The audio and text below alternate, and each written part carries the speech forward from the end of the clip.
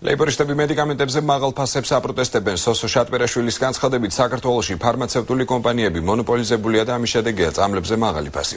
შატბერაშვილის თქმით, საქართველოში წამლების ხელმიუწვდომლობის გამო სიკვდილიანობა 20%-ით გაიზარდა. ლეიბორისტულმა პარტიამ შეიმუშავა კანონპროექტი, რომლის მიხედვით მედიკამენტებზე დაწესდება ზღვრული ფასები. ლეიბორისტულმა პარტიამ კანონპროექტი განსახილველად გასული წლის საშემოდგომო სესიაზე წარადგინა.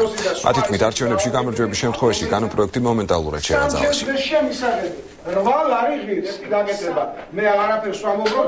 წამლებზე ორი მონოპოლისტი, მიხეილ სააკაშვილი და ბიძინა ივანიშვილი ვაჭრობს ჩვენი სიცოცხლით და ჩვენი ჯანმრთელობით.